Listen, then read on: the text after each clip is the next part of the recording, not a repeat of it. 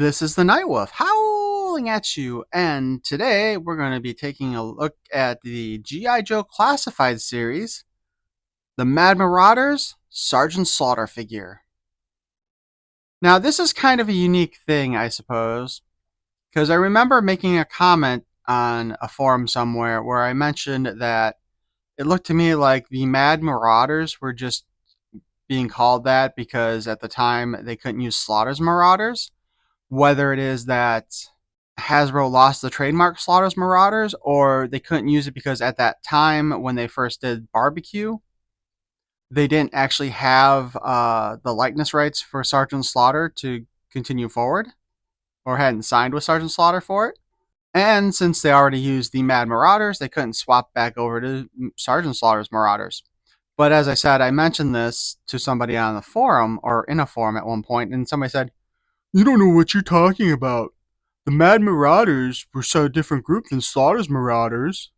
And what I'd like to say is that when I went ahead to look up the Mad Marauders, everything you be brought back to when you do that is Slaughter's Marauders, including, by the way, that Big Bad Toy Store had a set up for sale of Slaughter's Marauders, and guess what color scheme they had? The same because the Mad Marauders were classified, and they were the same characters as classified, meaning that, as I said before, the Mad Marauders were just Slaughter's Marauders. But I'm betting that the person who contradicted me had probably not realized that the group had been extended from the G.I. Joe movie characters with the 3 Slaughter's Marauders to having a lot more characters, because the extended characters are the ones that ended up in the kind of like I think it's supposed to be blue, green, and dark gray, although it does look like it's just a brighter green and a darker green on this figure. But Barbecue was the first of the Mad Marauders to come out in this line. And actually, I think he came out before his standard version did. But anyway, I just wanted to tell that story because, it's the whole, I was right and you were wrong. But anyway, on the side, we get a picture of Sarge there. And he does have the American flag on his chest. We do see Sarge on the back carrying his duffel bag with some of his equipment and the boxing gloves. Same boxing gloves that came with Big Boa. This is kind of interesting just because he does come with a bunch of parts from different characters, as well as his own. Let's go ahead and open them up.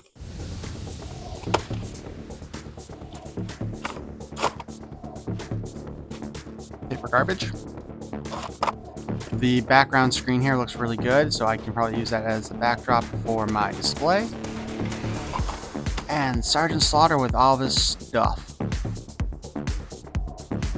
Oh, that's kind of interesting. He's got, he comes with the extra hands, and I believe all of these extra hands were with the original Sergeant Slaughter figure that they released earlier.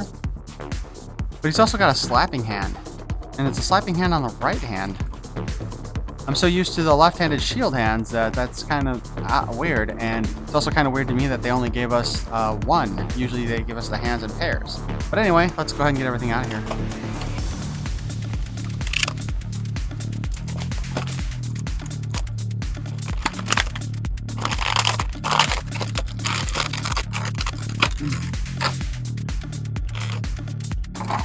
And I have apparently instantly lost his sunglasses. Found them.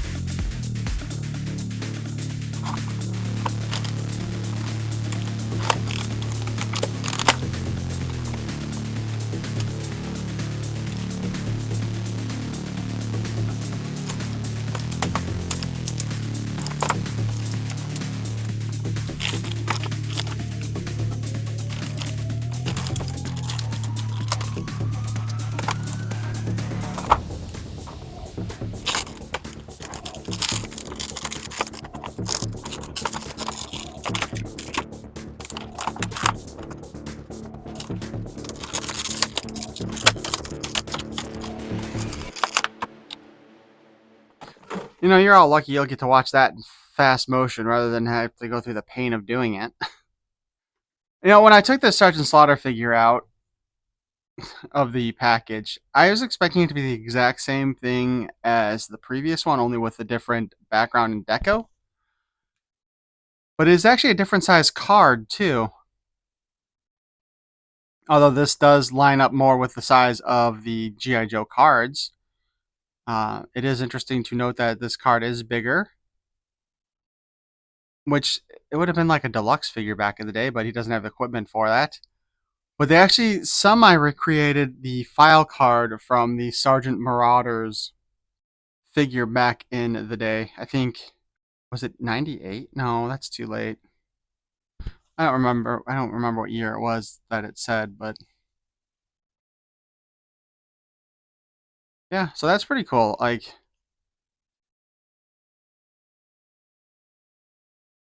that's a nice comparison.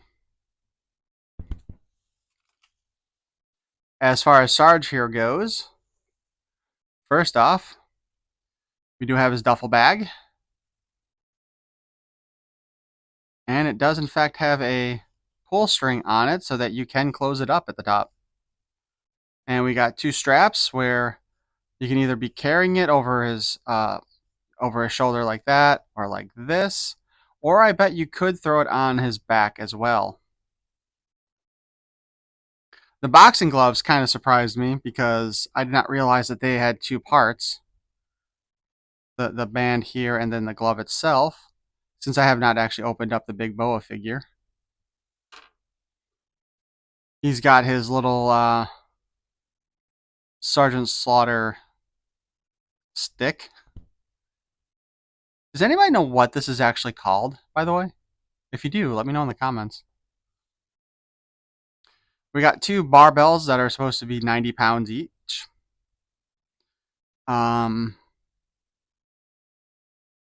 I think these may have also come with uh,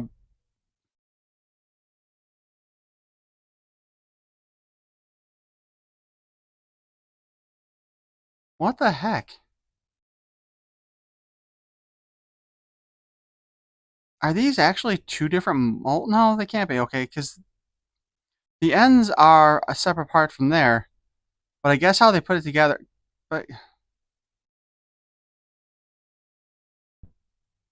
But these actually might be four separate molds because I would expect that these would line up the same. 90 and 90 at the top.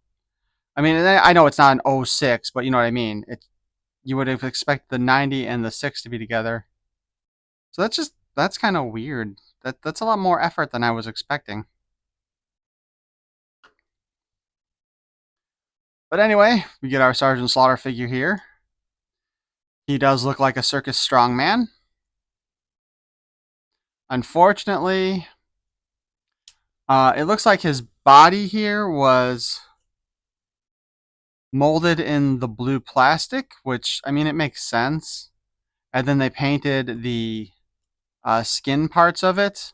However, the color match is not particularly well done, and it stands out quite a bit, more so than it does on the original Sergeant Slaughter release for Classified.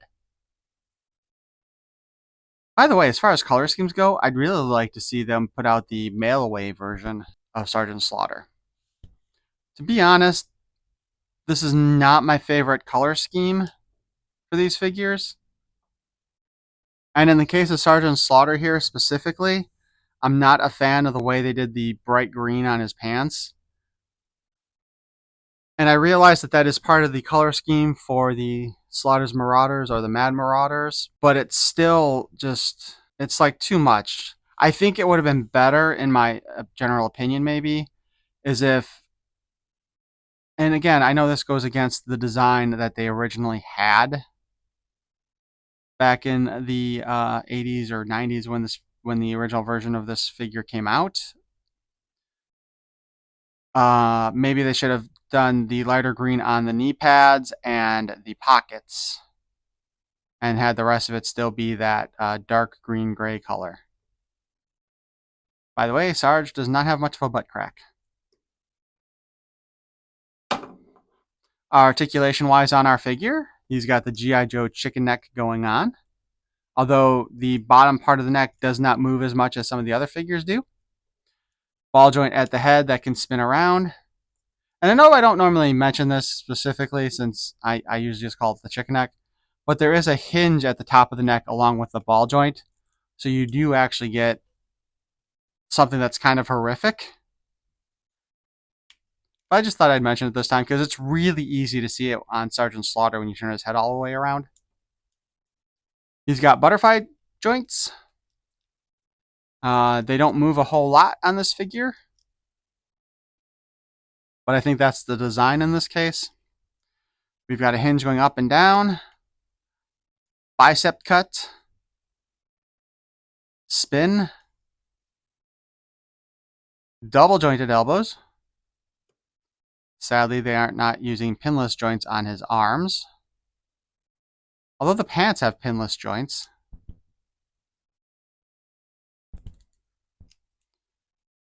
We've got an ab crunch, allows us to bend forward that much and back that much.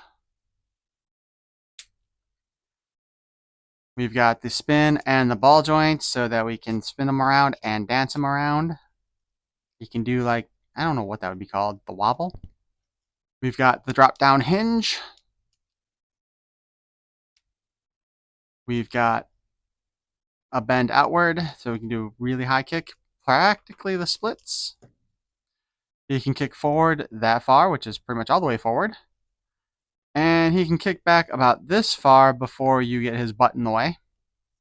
We do have the thigh cut, so we can spin it all around. Double jointed knee. Ah, that is a stiff knee. Boot cut. We have a hinge at the ankle and a spin at the ankle.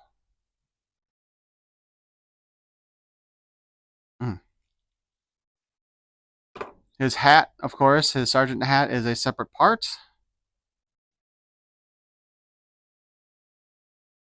And fits on his head. And fits on his head quite well, actually. We've got his sergeant's whistle. Or drill sergeant's whistle might be the better way to put it. Which I probably should have put on before the hat.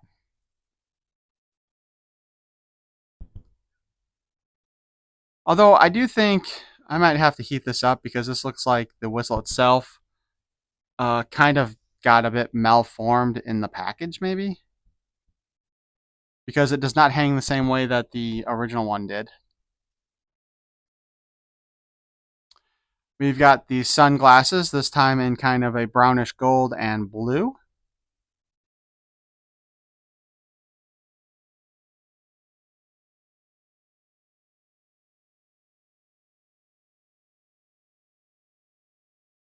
Jesus. By the way, before I get that far, he's got the same head sculpt as the previous one, and it still looks pretty good. But his eyes do look a bit beady there. I think maybe if we put the sunglasses on before we put the hat on, it'll work better.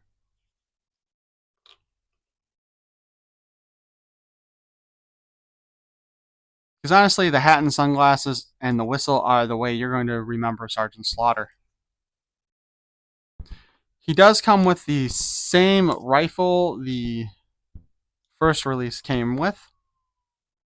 And it's got a magazine clip in it. You know what? Let's not bother with that right now. Let's go ahead, because we've already talked about Sergeant Slaughter previously. We got some new accessories that we can put on him, or new hands.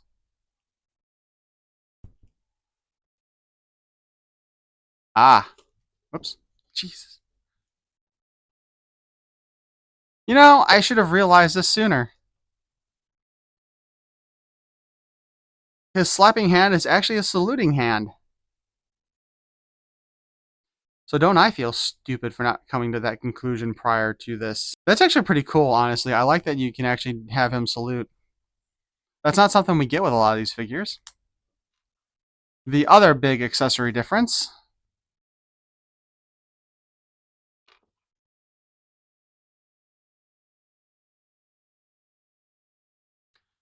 and just to note, while it is kind of a pain to get the bands over the wristbands he already has, when you slide them on there and put the boxing glove in place, you want to pull them forward so that they actually line up with the boxing glove so that it looks more natural. So Sergeant Slaughter can box his recruits or his subordinates as they practice. And his stupid sunglasses keep popping off.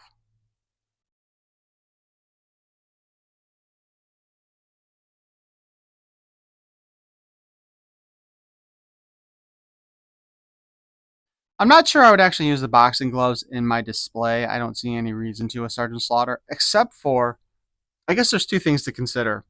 The first being, you could actually use those with pretty much anybody. And the second is, if you want to have somebody fighting against Big Bo in a boxing ring, that would give you the opportunity to do so. And I wonder if that's why they went with that.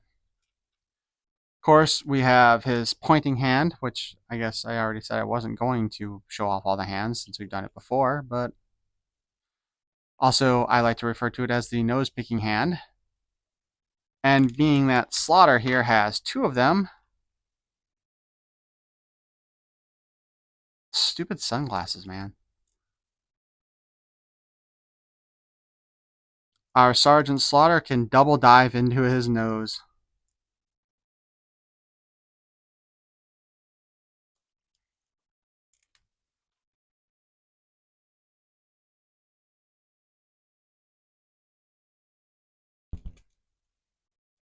And of course, we have his grappling hands for wrestling.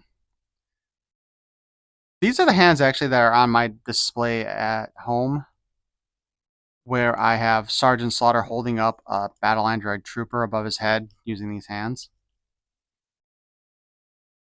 However, they are not the most useful hands for any other accessories.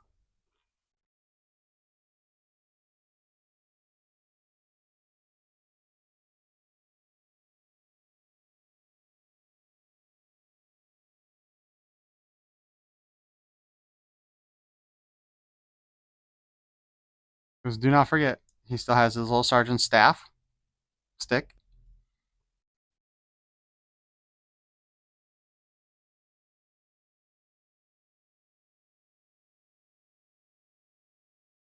You know what? I am taking this off too because that's starting to annoy me. Like I said, I'm going to have to heat that up to straighten it out a little bit better.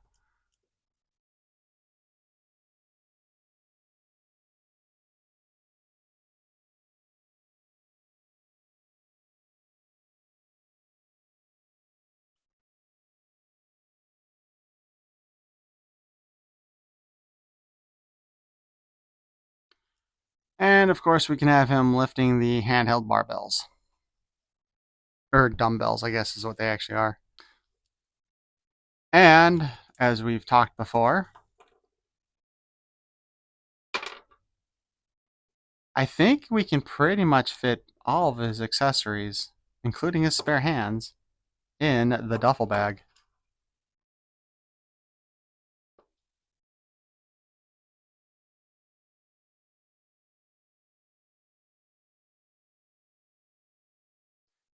But not his sunglasses, because that would probably just damage them.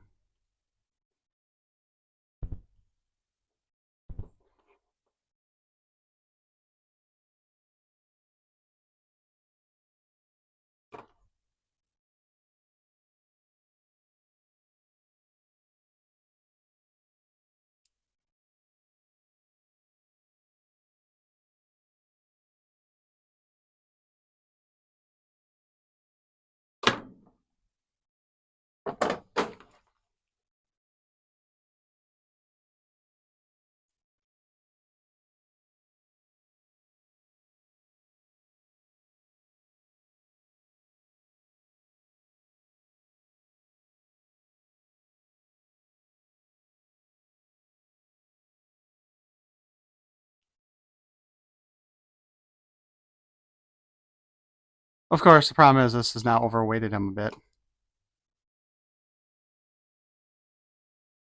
But, as mentioned before,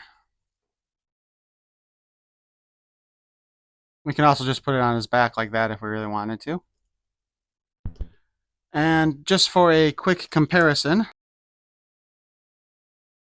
we have the original release of Sergeant Slaughter.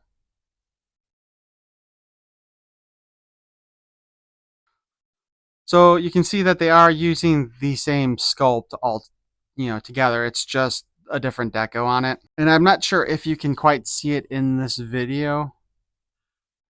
But yeah, again, the skin tone does not match up quite as well on the Mauraders version of Slaughter as it did in the original release. So anyway, I hope you enjoyed watching this video.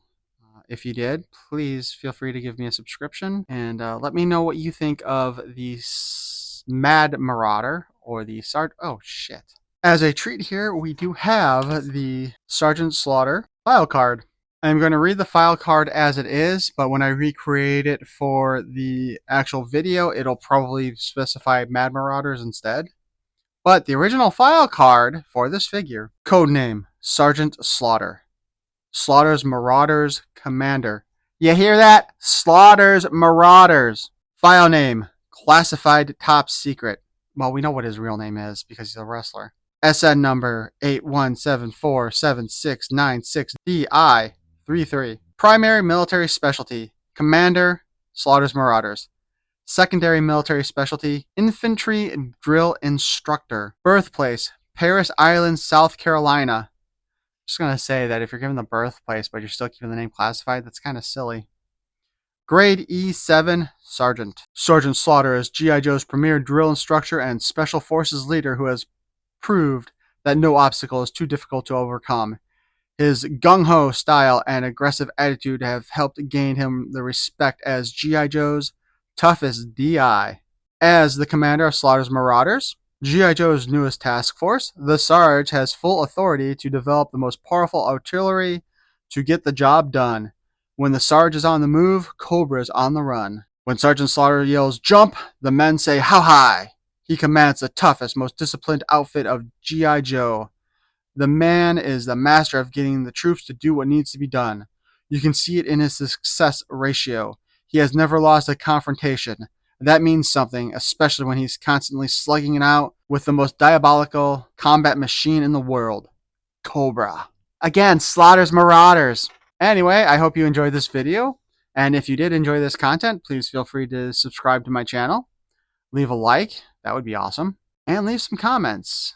What do you think of the Slaughter's Marauders or Mad Marauders color scheme that they used? Honestly, it doesn't seem like a really good choice for a military group, but, you know, they did come out at a time when G.I. Joe was doing a lot more colorful, not quite realistic stuff in the original line too, so peace and love.